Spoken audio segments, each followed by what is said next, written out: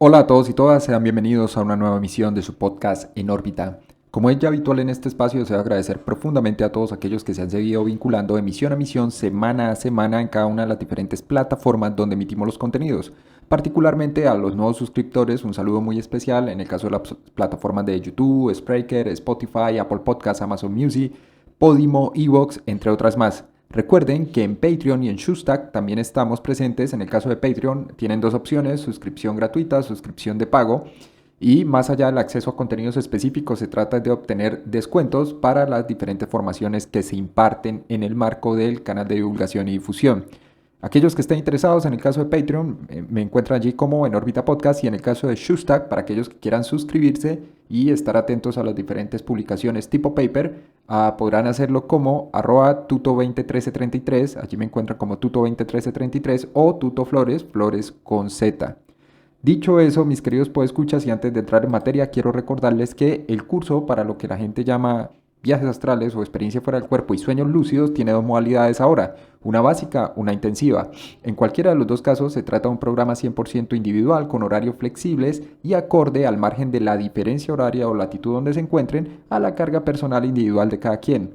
Igualmente para el caso del programa de visión remota controlada. Para las formaciones que se han anunciado en lo corrido del presente 2026, en este primer trimestre de enero a la fecha, pueden contactar por interno. Para aquellos que estén interesados, recuerden que hay descuentos por bloques temáticos, que es como se organiza. Y para obtener más datos e información, al final de este video, como es habitual, en la caja de descripción quedarán todos los datos de contacto.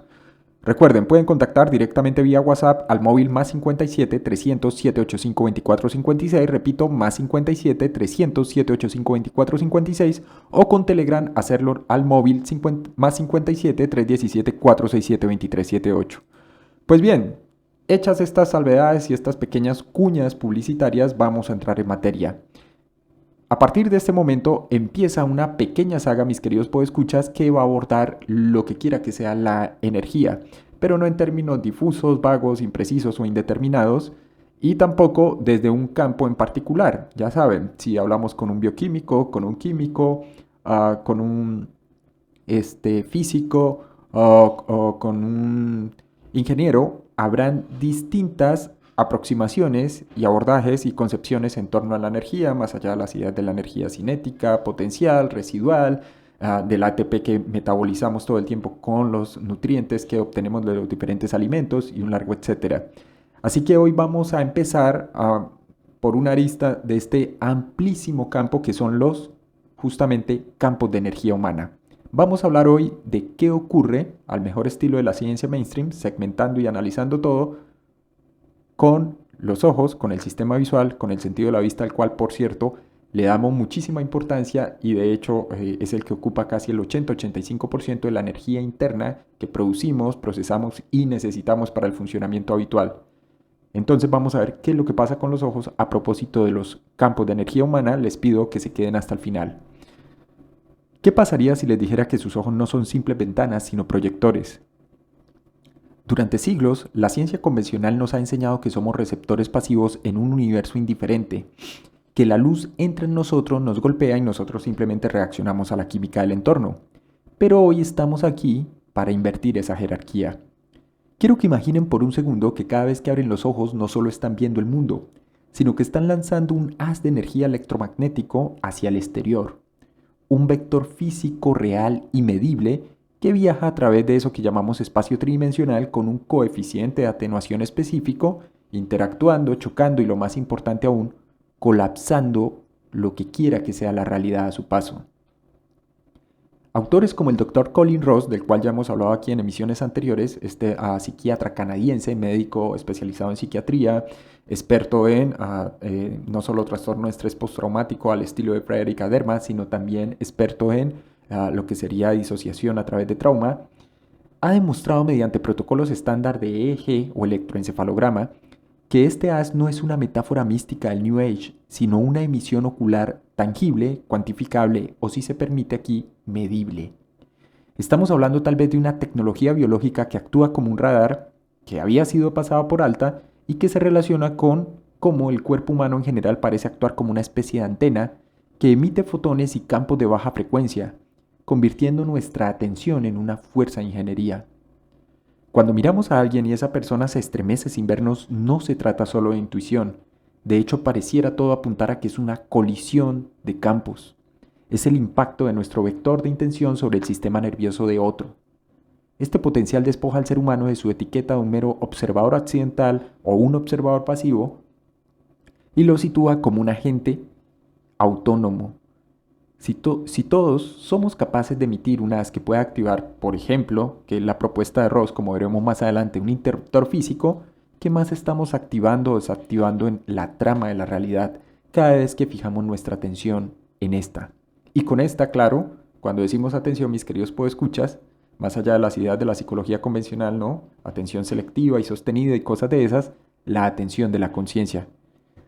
Estamos tal vez ante el estudio de un núcleo humano que no reside en el yo, esa etiqueta obsoleta de la psicología convencional, sino en la capacidad radiante de nuestra arquitectura neural. Al entender la física de nuestra mirada dejamos de ser víctimas de la biología para convertirnos en los arquitectos de un campo de energía que apenas estamos empezando a explorar y probablemente a cartografiar. Bienvenidos a la exploración de la mente extendida, donde el límite de tu ser no termina en tu piel, como insistimos mucho en la formación y en las formaciones en plural que aquí se imparten, sino allí donde inicia la potencia de tu intención. Para entender un poco más de qué va todo esto, permítame que comencemos con un breve repaso por una parte particular, que es la extravisión. Este es un término que suele utilizarse en el campo de la fenomenología de la percepción y de la psicología profunda para describir la capacidad de percibir información o ver más allá de los límites físicos de los órganos sensoriales convencionales.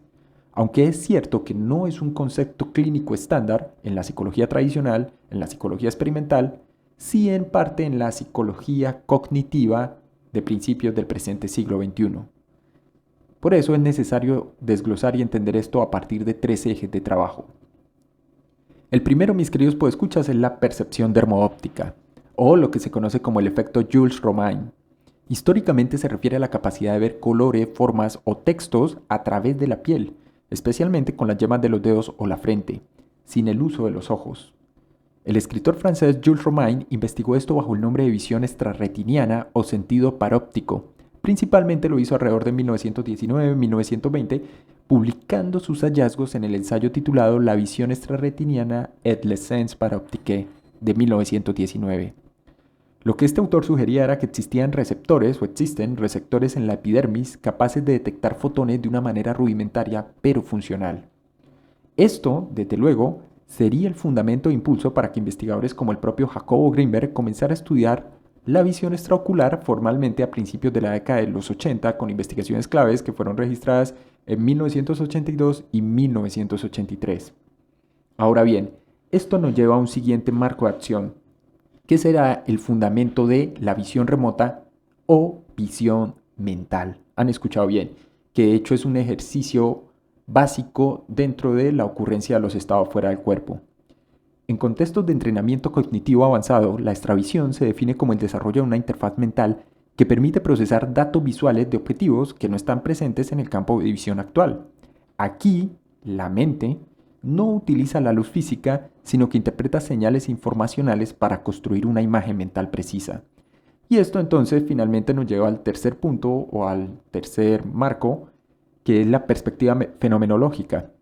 Desde el punto de vista filosófico, la extravisión implica una ruptura con el modelo de interfaz biológica estándar, ya que sugiere que nuestra conciencia no está limitada para recibir datos a través de sus globos oculares, sino que puede extender su vector de atención hacia afuera del cuerpo para obtener una perspectiva no local.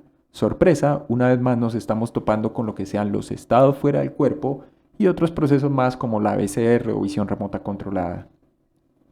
De acuerdo con las investigaciones y publicaciones del Dr. Colin Ross, este fenómeno se denomina específicamente emisión ocular.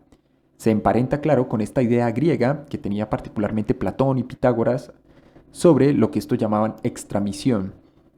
Se trataba de la capacidad de percibir o interactuar con el entorno a través de este mecanismo que se enmarca dentro de lo que ahora, en el siglo XXI, se llamaría visión electromagnética. En el caso del Dr. Ross, este sostiene que el ojo no es solo un receptor pasivo de luz, sino que también es un emisor de energía electromagnética. Los puntos clave de la propuesta se centran en los siguientes fundamentos. ¿Cuál es entonces, dice Ross, el mecanismo de emisión ocular? Ross argumenta que el ojo actúa como una fuente de energía electromagnética que puede ser detectada mediante un electroencefalograma estándar. Al colocar electrodos cerca de los ojos se registran señales que según él no son simples artefactos musculares, sino una emisión real que se proyecta hacia afuera. Y esto entonces nos dice que en efecto se está produciendo una interacción con el entorno. Hay dos textos, uno del año 2009, por el cual se granjea un grupo de enemigos y dentro de la misma comunidad tienden a aislarlo, a hacerlo a un lado, como siempre, a vituperar, a censurar, toda vez que lo que propone no solo está fuera de su perfil ocupacional, que en este caso es la psiquiatría, la neuropsiquiatría, sino que a juicio de muchos de sus pares, entre comillas, pares, colegas, médicos sobre todo, estaba desarrollando mala ciencia, ¿no? Que es el argumento base casi siempre. Sin embargo, lo que Ross informa en dos excelentes textos, mis queridos podescuchas, el primero titulado El campo de energía humana, o The Human Energy Field, del 2009, y luego el mismo texto, volumen 2, del año 2025, muy recomendados, es que esta energía es lo suficientemente tangible como para ser captada por sensores y teóricamente ser utilizada para activar interruptores o dispositivos electrónicos mediante un sistema de biofeedback. Ahora bien, esto nos lleva a la hipótesis de un haz de energía. Ross rescata y tecnifica la antigua teoría de la astromisión de los griegos. La idea, ya saben, de que Platón y otros pensadores griegos afirmaban que el ojo humano emitía fuego o rayos para ver. Esto es una forma de describirlo, claro. Mientras que la ciencia moderna lo descartó totalmente a favor de la intromisión, es decir, la luz entra en el ojo, Ross propuso que, primero, existe un haz de luz electromagnético real que sale de los ojos. Segundo, este haz interactúa con los campos de energía de objetos y otras personas. Tercero, esta interacción explica fenómenos como la sensación de ser observado, que se conoce como escopaestesia. ¿Cuál sería la diferencia? Es importante notar que la medicina y la física convencional señala que detectar emisiones con un electroencefalograma o un EOG, que es un electrooculograma, cerca de los ojos simplemente es una interpretación de potenciales de campo generados por el movimiento del dipolo del globo ocular y la actividad de los músculos extraoculares. Sin embargo, Ross desafía esta interpretación afirmando que se trata de una función fisiológica activa del cuerpo humano para proyectar energía. Claro, si hablásemos en este momento con un médico más que alópata formado, por ejemplo, en campos como el Ayurveda o la medicina tradicional china, diría, claro, todo el tiempo el cuerpo, a través de los ojos, a través de las manos, está emitiendo energía o, una forma simplificada de decirlo, sobresimplificada, es proyectándola hacia el exterior. Esta perspectiva de Ross se alinea con una visión de la realidad donde el ser humano no está aislado, sino que su atención y sus procesos fisiológicos tienen un vector de salida que influye física y drásticamente en lo que sea el mundo exterior. Y esto entonces nos lleva a una primera inferencia.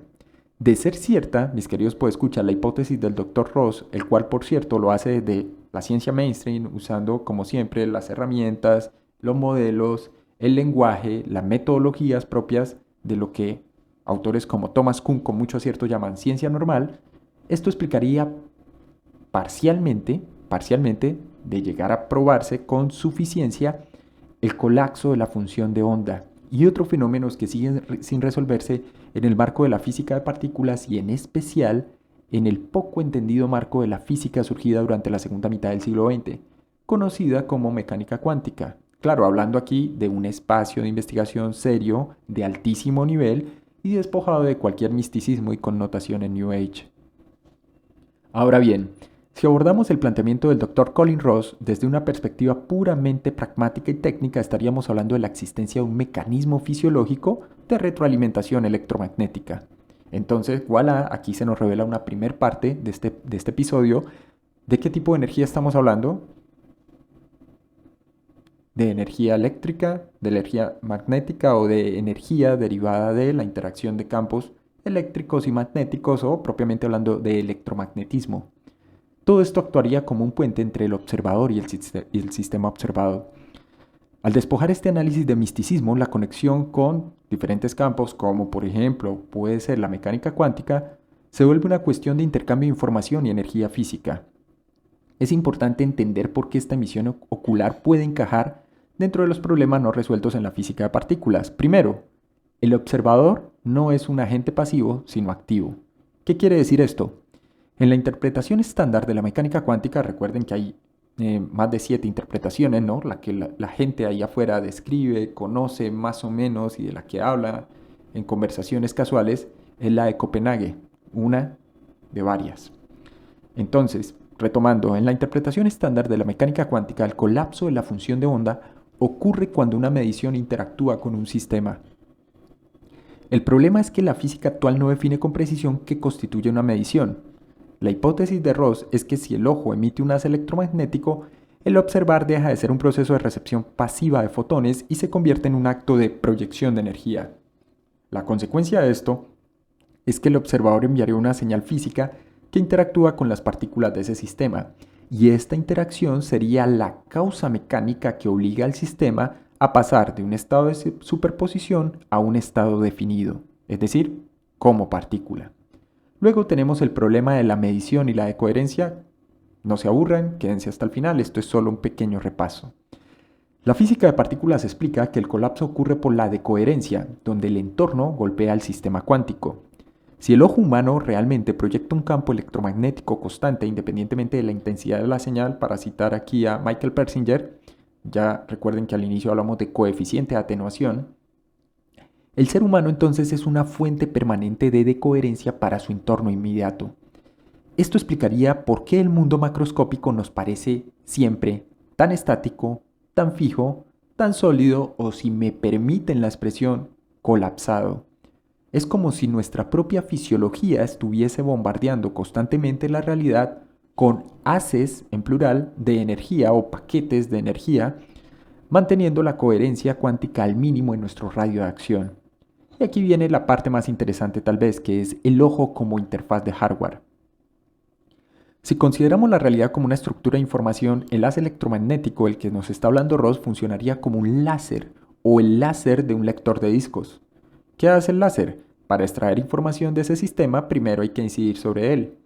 Este haz permitiría una extracción de datos mucho más densa que la simple captura de luz ambiental, que es lo que sugiere el modelo estándar de percepción. A propósito de umbrales perceptuales, umbral mínimo de percepción, permitiendo que la conciencia ancle la realidad física en una configuración específica.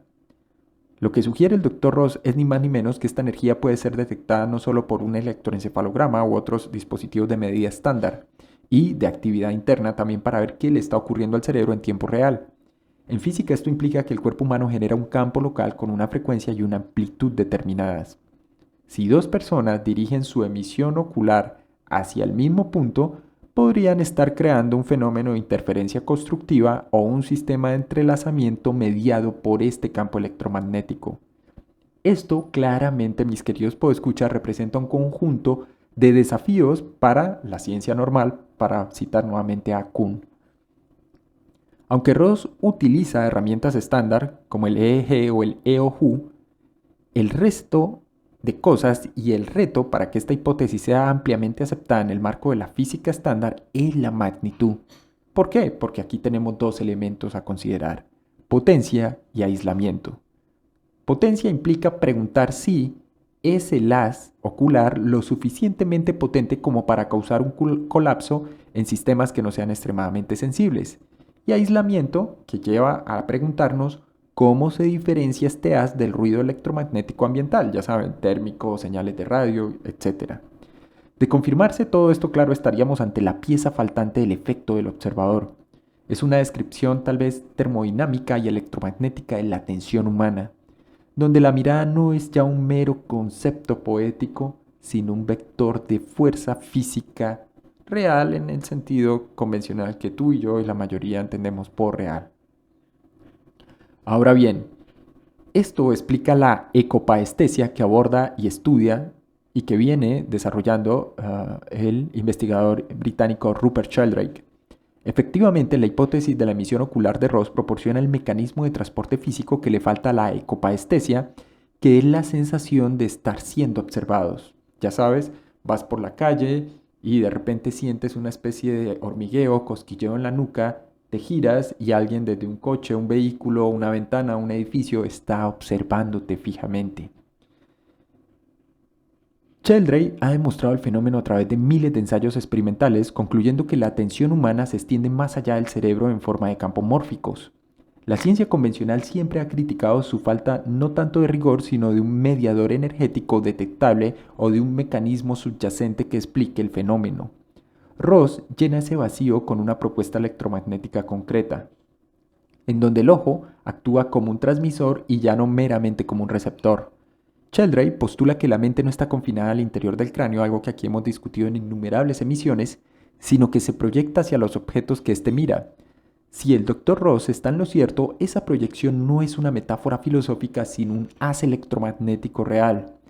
Cuando alguien te mira por la espalda, su ojo está enviando una señal física que impacta en tu campo de energía o en tu piel. Y esto nos lleva a esta idea del receptor biológico. Para que la escopaestesia funcione, no basta con que alguien emita energía. El observado debe ser capaz de sentirla. Por eso hablamos de un bucle de retroalimentación. La explicación de Ross es que si el cuerpo humano es un sistema bioeléctrico sensible detectable por EEG o ESG, el haz electromagnético de un observador podría inducir una corriente minúscula o un cambio de potencial en el sistema nervioso del observado. Esto explicaría por qué el fenómeno suele manifestarse como una respuesta fisiológica inmediata, escalofríos, presión en la nuca o una alerta súbita, antes de que la mente, y eso que en la psicología tradicional llaman consciente, subconsciente, entonces vamos a decir aquí solo por formalismo, antes de que la mente consciente procese esa situación. Y esto, claro, nos permite también entender de forma un poco más maleable esta idea tan vituperada, tan rechazada de Sheldrake del campo mórfico, porque nos lleva de este al campo electromagnético. Sheldrake utiliza el concepto de campos mórficos para explicar cómo la información se transmite entre distintos organismos. Ross ofrece una versión tal vez más dura, si se quiere. Sheldrake dice la mirada es una extensión de la mente y Ross nos dice, mira, la mirada es una emisión de fotones u ondas electromagnéticas de baja frecuencia. La síntesis implicaría que la escopaestesia es en términos técnicos una interacción de campos de corto o mediano alcance. Si unimos esto con lo que hemos abordado ya en física de partículas, cuando un observador dirige su haz ocular hacia otra persona está intentando extraer información de ese sistema, es decir, la otra persona. Al hacerlo, el haz interactúa con el estado de alerta pasiva del sujeto observado, provocando un colapso o una perturbación en su campo local que el cerebro interpreta como presencia, a propósito del podcast titulado La sensación de presencia o el tercer hombre. Y esto nos lleva a esta idea del sistema de radar biológico. Bajo toda esta óptica, la ecopaestesia deja de ser un sexto sentido paranormal, anómalo o de cognición anómala, como si algo estuviese funcionando mal o dañado, para convertirse en un radar biológico estándar. ¿Qué implica esto? En términos de emisión, el observador lanza su haz.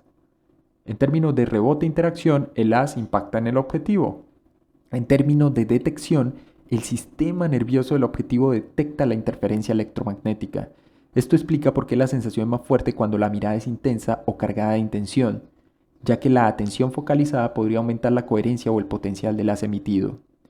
En el próximo episodio, a modo spoiler y adelanto, vamos a abordar el famoso fascinum, más allá de las ideas medievales acerca de los hechizos, maleficios, mal de ojo y cosas de esas, sino el fascinum como un procedimiento de entrenamiento que permite el colapso de eso que llamamos yo, y al mismo tiempo genera ese bucle de retroalimentación basado en una experiencia especular o con espejos, en el cual ocurre algo en términos de la energía interna acumulada o residual de la persona que lo experimenta.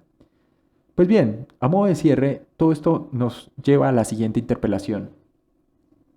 En este contexto, el cuerpo humano actúa como una antena no solo receptora, sino emisora de fotones todo el tiempo. De hecho, a nivel biológico, ya sabemos, el cuerpo recibe los fotones del sol y el entorno para llevar a cabo diferentes procesos de síntesis bioquímica, que son bastante vitales para la supervivencia, como la producción de vitamina B, entre otras más. Lo que aquí describimos es una visión de la biología que se aleja un poco del modelo bioquímico tradicional, donde todo se trata de colisión, entrelazamiento de moléculas, enlaces, saltos de orbitales, para entrar tal vez en un modelo admitido en Rusia, lo que es ahora la Federación Rusa y desde luego antes en la extinta Unión Soviética, conocido como biofotónica, que sorpresa, está emparentado con los trabajos de el ya fallecido biólogo molecular Peter Garriev, y genetista, por cierto. En este marco, el cuerpo no es una entidad helada, sino un transductor de energía que opera en un flujo constante de entrada y salida de información electromagnética. Pues bien, mis queridos podescuchas, si aceptamos que el ser humano es una antena emisora de alta precisión, la conclusión es tan fascinante como perturbadora. El mundo que habitamos es en gran medida un subproducto de nuestra propia coherencia. Bajo el marco aquí expuesto, la realidad deja de ser un escenario sólido preexistente para convertirse en una interfaz de salida. Cada vez que lanzamos nuestro vector de intención, estamos bombardeando el tejido mismo de lo que sea la realidad con una señal portadora que obliga al caos a organizarse o a ordenarse. Esto nos vuelve ya no meros pasajeros del universo, sino operadores de un escáner biológico que pareciera solidificar lo que sea la materia a medida que la procesa. Lo inquietante no es solo que tengamos este potencial, sino el grado de, si me permiten usar esta expresión, atropatía cognitiva o atrofia cognitiva en la que vivimos, porque además estamos todo el tiempo, como diría un escritor de stand-up, botando energía a lo tonto, es decir, emitimos energía sin control, dispersando nuestros haces en distracciones, algoritmos, ruidos ajenos, vicisitudes, permitiendo que lo que quiera que sea la realidad sea colapsada por fuerzas externas que sí entienden la física de la atención y, si me permiten, entonces la física de la conciencia. La pregunta final ya no es qué es la realidad o qué no es real, sino más bien quién está operando el haz que la sostiene. Al apagar el ruido y enfocar la emisión, descubrimos que el núcleo del ser humano no es una entidad psicológica, sino un pulso electromagnético puro. Somos el fuego que ilumina la caverna, pero también somos la mano que sostiene la antorcha. El universo no solo nos está observando, sino que está esperando a ser colapsado por una mirada que finalmente sea consciente de su propia potencia. Mil gracias a todos por haberse quedado hasta el final. Recuerden suscribirse, activar la campana de notificaciones, darle like, comentar y nos veremos en una próxima emisión.